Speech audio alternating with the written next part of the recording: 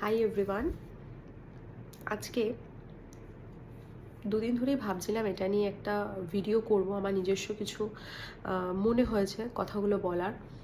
তো দুদিন ধরে এই বেঙ্গলি মিডিয়াম স্কুলে মিড ডে মিল নিয়ে ভীষণ একটা চর্চা হচ্ছে যে নতুন সরকার আসার পর থেকে কেন ডিম বাদ দিয়ে দেওয়া হয়েছে। তো সেটা নিয়ে অনেক মিমস আসছে, সেটা নিয়ে অনেকে নিজেদের লজিক দিচ্ছেন। অনেকের লজিক আমার ঠিক মনে হয়েছে, অনেকের লজিক ভুল মনে হয়েছে। তো আমি সেই তাদের লজিক বা তাদের ঠিক ভুলের দিকে আমি যেতে চাই না। আমি এখানে আমার নিজস্ব যে থট, যেটা আমার নিজের চিন্তাভাবনা, যেটা আমার মনে হয়েছে সেটাই আমি এখানে বলছি। আমার মনে হচ্ছে এই পলিটিক্যাল দিকটাকে টেনে ধরে আমরা কিন্তু মেন মিড ডে মিলের উদ্দেশ্যটাকেই ভুলে যাচ্ছি। এটা আমার প্রথমে যে যে এই জিনিসটাই আমার মাথায় এসছে। কারণ মিড ডে মিল যখন শুরু হয় তখন কিন্তু একদম প্রত্যন্ত গ্রামগুলোতে শুরু হয় এবং আমার এখনও মনে আছে মিড ডে মিল কী, মিড ডে মিল নিয়ে পড়াশুনো, যেহেতু আমি একজন নিউট্রিশন ব্যাকগ্রাউন্ডের স্টুডেন্ট, আমার প্রফেশনাল নিউট্রিশনিস্ট। তো এইগুলো নিয়ে আমাদের কিন্তু একটা ডিটেল পড়াশুনো হয় এবং আমার মাস্টার্স কিন্তু কমিউনিটি নিউট্রিশনের ওপর, যেটাতে মিড ডে মিল একটা বড় আমাদের টপিক ছিল। তো মিড ডে মিলের কারণটা কি, মিড ডে মিল দেওয়া স্টার্ট হওয়ার কারণটা কি? মিড ডে মিল প্রথমে কিন্তু শুরু হয় বিশেষ করে গ্রাম্য জায়গাগুলোতে, যেখানে হচ্ছে একদম প্রত্যন্ত গ্রাম, যেখানে বাচ্চারা স্কুল ছুট হতো। কেন হতো না, সেখানে বাচ্চারা বা বাচ্চাদের বাড়ির লোকের স্কুলে পাঠানোর কোনো তাগিদ ছিল না তাদের সন্তানদের, কারণ তখন তাদের পেটের খিদের জ্বালা ছিল। তখন তাদের মেন উদ্দেশ্যই ছিল কি করে দুমুঠো ভাতের জোগাড় করব। তো তার জন্য তারা বাচ্চাকেও চাইল্ড লেবারের কাজে লাগিয়ে দিতেন।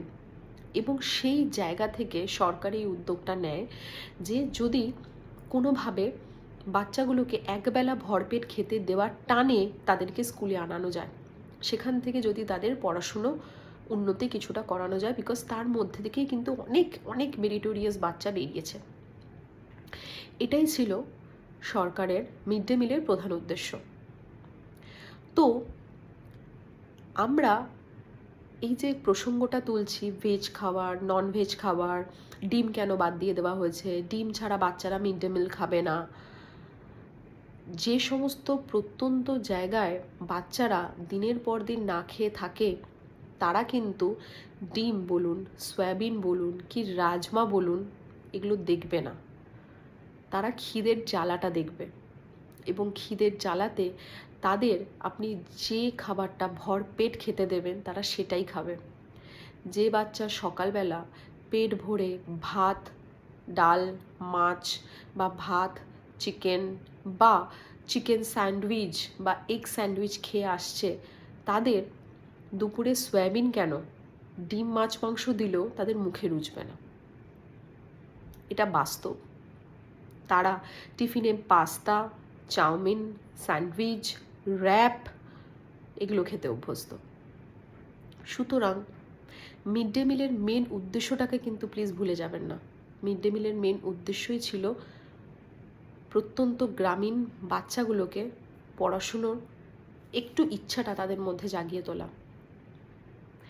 এবার আমি আরেকটা এখানে নিজের বক্তব্য বলতে চাই, সেটা হচ্ছে এই যে ভেজ নন ভেজ নিয়ে যে কথাটা উঠছে, আমরা ভারতবর্ষে যত স্কুল রয়েছে সব স্কুলে কি ননভেজ অ্যালাউড?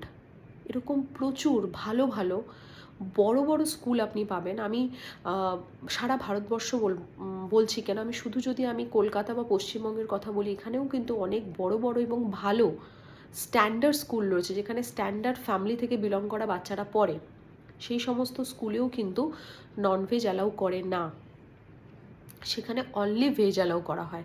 তাহলে সেই সমস্ত বাচ্চাদের প্রোটিনটা কি হলো? এক নাম্বার। দ্বিতীয়ত হচ্ছে, যদি আপনারা সেক্ষেত্রে বলেন যে তারা বাড়ি থেকে ননভেজ খেয়ে আসছে, বেশ, তাও মানলাম। এরকম সারা ভারতবর্ষে হাজার হাজার কেন বলবো, লাখ লাখ ফ্যামিলি রয়েছে যেখানে সেই সমস্ত পরিবার সম্পূর্ণ নিরামিষাশী, তারা হয়তো পেঁয়াজ রসুনটুকুও খায় না। তাহলে তাদের শরীরে কি প্রোটিনের ঘাটতি কম? আমাদের শরীরে প্রোটিন কি শুধুমাত্র মাছ মাংস ডিম থেকেই আসে? না, আমাদের প্ল্যান্ট প্রোটিন থেকেও কিন্তু সমান প্রোটিন আমরা পেতে পারি। আজকে ডাল বলুন, সব ধরনের ডাল, সয়াবিন বলুন, রাজমা বলুন, দই বলুন, ছানা বলুন, পনির বলুন, সব কিছু থেকে কিন্তু আমরা পেতে পারি প্রোটিন। সুতরাং এই ভুল ধারণা থেকে দয়া করে বেরিয়ে আসুন যে ডিম বাদ দেওয়া হয়েছে মানেই বাচ্চাগুলোর প্রোটিনের ঘাটতি হয়ে গেছে। ছাতু ভীষণ আন্ডার রেটেড একটা ফুড, বাট ছাতুকে কিন্তু আমরা নিউট্রিশনাল ল্যাঙ্গুয়েজে সুপার ফুড বলে থাকি, হাই প্রোটিন। সুতরাং যদি ছাতুও খাওয়া হয় বা বাচ্চাকে স্কুলে যদি ছাতুও দেওয়া হয়, বাচ্চার প্রোটিনের ঘাটতি কিন্তু অনেকটাই পূর্ণ হবে। সুতরাং এই রাজনৈতিক প্রসঙ্গকে মিড ডে মিলের সাথে প্লিজ গুলিয়ে ফেলবেন না।